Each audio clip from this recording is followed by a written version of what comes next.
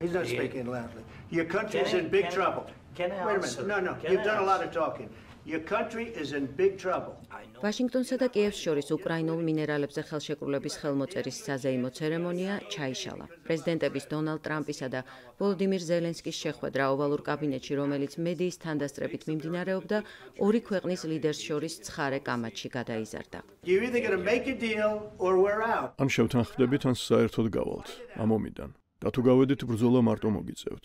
თქვენ პირობებს ვერ გვიკარნახებთ, თუმცა ხელშეკრულებას ხელს თუ მოაწერთ, უკეთეს პოზიციაში აღმოჩნდებით. თქვენ მადლიერი არ ჩანხართ, ეს კარგი არ არის. გულწრფელად გეუბნებით, ეს კარგად არ გამოიყურება. საკმარისია. ზელენსკიმ, რომელიც ვაშინგტონში საგანგებოდ ამ ხელშეკრულებაზე ხელმოსაწერად ჩავიდა, თეთრი სახლი დაგეგმილზე ადრე ნაჩქარევად დატოვა. სოციალურ ქსელ X-ში მან დაწერა, რომ მადლობელია ამერიკის, ამერიკელი ხალხის და პრეზიდენტ ტრამპის.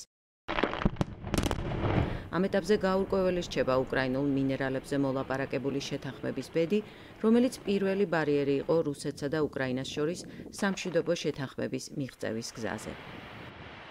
We will never accept just ceasefire. უბრალოდ ცეცხლის შეწყვეტის შეთანხმებას არ მივიღებთ. უსაფრთხოების გარანტიების გარეშე ის არ იმუშავებს. დოკუმენტი საკმარისი არ არის, ძლიერი არმიაა საკმარისი. Not enough. Strong army is enough. უკრაინის ზოგიერთ იშვიათ კრიტიკულად მნიშვნელოვან წიაღისეულზე და მინერალებზე საჯაროდ საუბარი პრეზიდენტმა ტრამპმა 3 თებერვალს დაიწყო. მან განაცხადა, რომ ამერიკა უკრაინის დახმარებას გააგრძელებს, მაგრამ სანაცვლოდ უკრაინისგან იშვიათი მინერალების მიღებას სურს.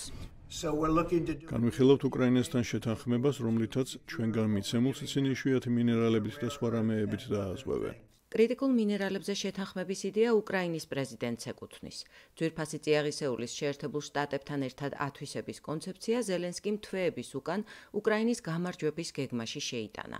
ომის დასრულების სტრატეგიაში, რომელიც უკრაინის ლიდერმა კიევის მოკავშირეებს და მათ შორის ტრამპსაც გასული წლის შემოდგომაზე გააცნო.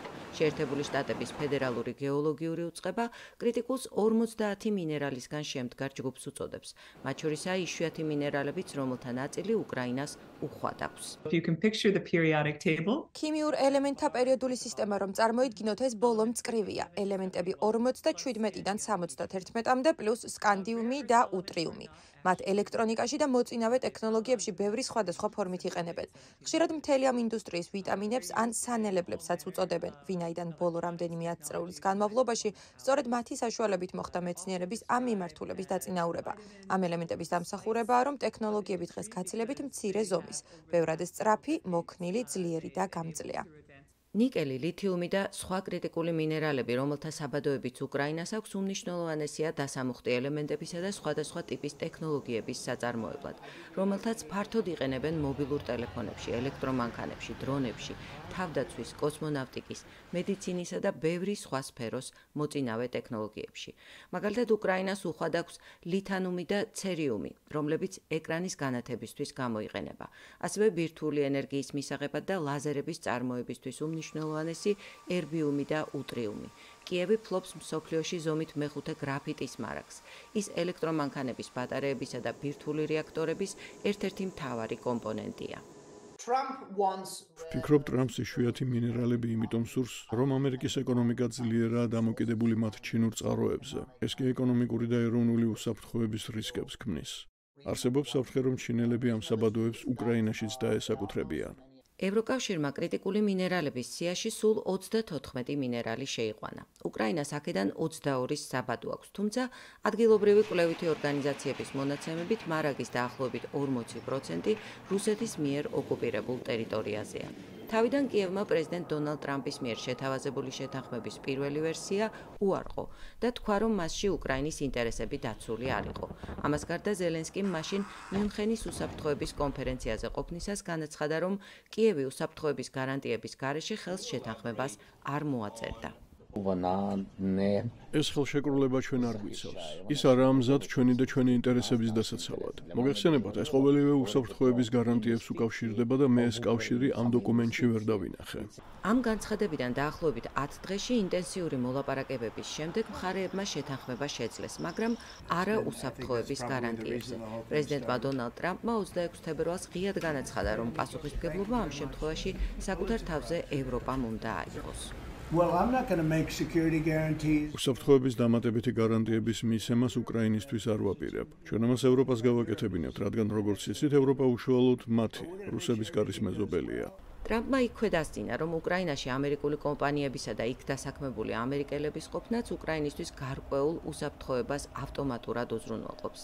ლუკ კოფი, ჰადსონის ინსტიტუტის უფროსი მკვლევარი, ფიქრობს, რომ უსაფრთხოების სერიოზულ გარანტიებზე საუბარი სამომავლო მოლაპარაკებათა განხილვის თემა იქნება. I think that any security arrangement ვფიქრობ, ნებისმიერი შეთანხმება უკრაინის უსაფრთხოების თაობაზე უნდა გადაწყდეს მთავარი მოლაპარაკებების დროს, რომელიც სავარაუდოდ გაიმართება უკრაინას, რუსეთს, შეერთებულ შტატებსა და ევროპელ პარტნიორებს შორის. ბუდაპეშტის მემორანდუმით მიღებული გაკვეთილის შემდეგ უკრაინელებს უფრო ხელშესახები კონკრეტული გარანტიები სჭირდებათ. ვფიქრობ, უკრაინელი ხალხი იმსახურებს სიცხადეს უსაფრთხოების სამომავლო გარანტიებზე. იქნება ეს შეერთებული შტატებისგან თუ ევროპული ქვეყნისგან.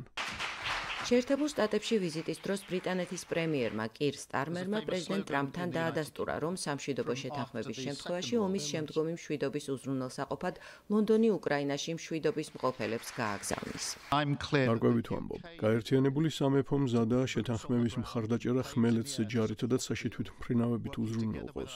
მოკავშირეებთან ერთად ვმუშაობთ, რადგან მშვიდობის შენარჩუნება მხოლოდ ამ გზით მოხდება. რამდენიმე დღით ადრე უკრაინაში სამშვიდობოების გაგზავნის ინიციატივით საფრანგეთის პრეზიდენტი ემანუელ მაკრონი გამოვიდა. მან ევროპული სამშვიდობო ძალების შექმნის იდეა წამოაყენა, რათა უკრაინა სამომავლოდ რუსეთის შემდგომი აგრესიისგან დაცული იყოს. საფრანგეთს მხარი მაშინვე დაუჭირა ევროპის რამდენიმე ქვეყანამ, მათ შორის ბრიტანეთმა და გერმანიამ. კრემლი უკრაინაში ევროპული სამშვიდობო ძალების განლაგებას გამორიცხავს. კითხვაზე, რას ფიქრობს უკრაინაში უცხოელ სამშვიდობოთა ჩასვლაზე, რუსეთის საგარეო საქმეთა მინისტრმა სერგეი ლავროვმა განაცხადა. Никаких вариантов не можем рассматривать. ვერც ერთ ვარიანტს ვერ განვიხილავთ.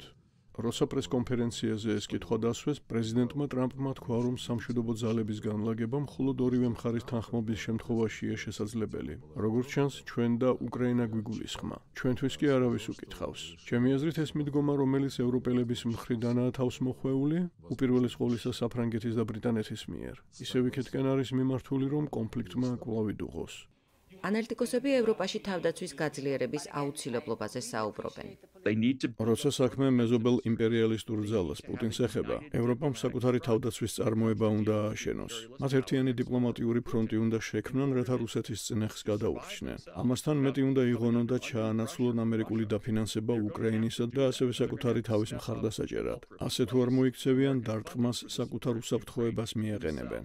პროფესორ სტივენ ფიშის აზრით, ევროპის კონტინენტზე რეალობა დრამატულად შეიცვალა და ევროპელ ლიდერებს ახალი ეპოქისთვის თვალის გასწორება და უკეთ მომზადება სჭირდებათ. გასაგებია მათი შეხედულება თითქოს ყველაფერი ამერიკის უსაფრთხოების გარანტიებზეა დამოკიდებული. ევროპელ ლიდერებს ეს შეგრძნება აქვთ, რადგან ბოლო 80 წელია ასეთ სამყაროში იცხოვრეს, მაგრამ ეს სამყარო აღარ არის. მათ საკუთარი თავდაცვის უზრუნველსაყოფად ახლა თავდაცვის დამოუკიდებელი პოლიტიკა ესაჭიროებათ. უფრო ძლიერი და უფრო დიდი შეიარაღებული ძალებით თუ თავდაცვის მრეწველობით. ეს მათ შეერთებული შტატების გარეშე უნდა შეძლონ. ამასობაში შეერთებული შტატებისა და რუსეთის დელეგაციებმა 27 თებერვალს მონაწილეობა მოლაპარაკებათა კიდევ ერთ რაუნდში მიიღეს. თურქეთში სტამბოლში გამართულ შეხვედრაზე მხარეებმა ორმხრივ ურთიერთობაში დაგროვილი საკამათო საკითხების დაძლევა სცადეს.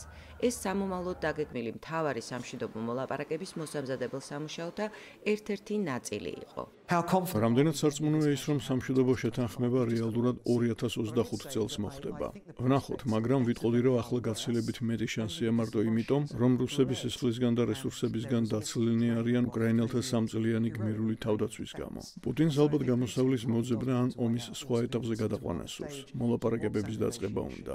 მეორეს მხრივ ტრამპმა ამ შედეგებს სონად შიდა პოლიტიკური სანდოობა და საკუთარი ეგო დადო. და ვფიქრობ, ეს მისთვის განსაკუთრებით მნიშვნელოვანია. მას შედეგის მიღწევა ესაჭიროება და თან სწრაფად. შეერთებული შტატების მიერ ინიცირებულ მთელ ამ დიპლომატიურ მცდელობათა ფონზე რუსეთს უკრაინაზე თავდასხმა არ შეუწყვეტია. მოსკოვი რაკეტებითა და დრონებით განუწყვეტლად ბომბავს უკრაინის ქალაქებს და სოფლებს ომში, რომელიც მეორე მსოფლიო ომის შემდეგ ევროპის კონტინენტზე ყველაზე მასშტაბური და ყველაზე მსხვერპლიანია. მაია ქვარცხავა, ამერიკის ხმა, ვაშინგტონი.